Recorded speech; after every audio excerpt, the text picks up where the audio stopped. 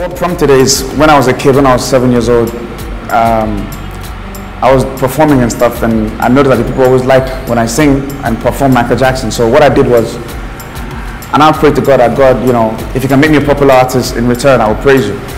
So long story short, I became the popular artist that I became, but for a while I was running away from God.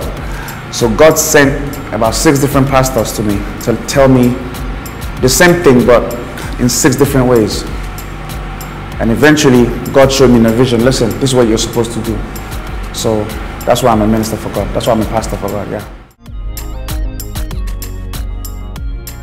The fact that we have gospel music, secular music, all this music, all music is God's music.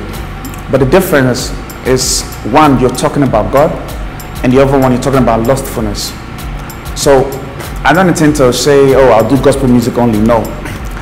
I'm not your perfect kind of guy. I will just tell you the truth and say, listen, I'm going to do music. And most importantly, like Paul said, whatever you do, make sure it gives glory to God. You know, so, yeah. I do all kind of music. You still find me in the club too.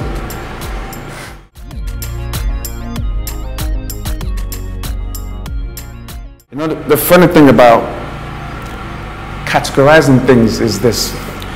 You see me, you say, okay, because of the way he's dressed, it looks like a pop star.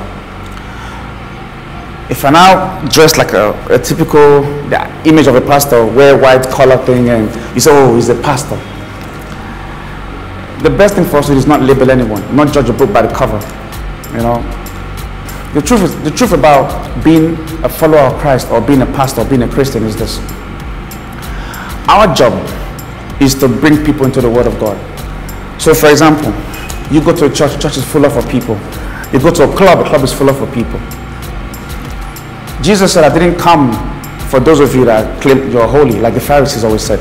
Because when Jesus was going to the house of the tax collector, they said he's going to the house of a sinner. It's like going to a club.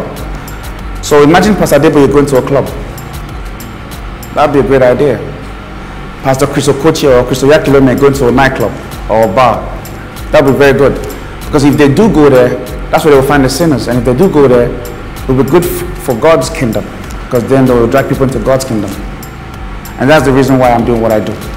I'm not a typical kind of pastor that will just stay in the church and say, oh, praise the Lord, bring a tithe and offering and let's go home. No.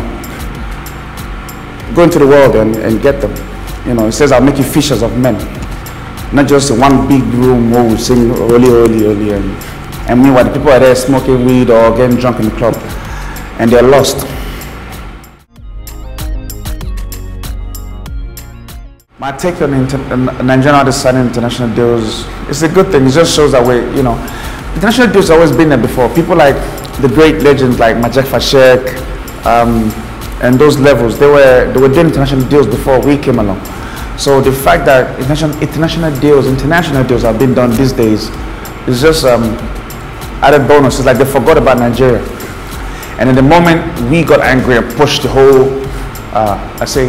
things forward, they now start remembering that, oh, these guys are actually very lucrative. So basically, it's a good deal because we're better than most American artists anyway. So, yeah. In Nigeria, producers don't get enough credit. I don't think so, no. It's really sad because producers are the ones that give like the ideas to the artist, and then the artist now becomes the famous one. Meanwhile, the producer just be in the background.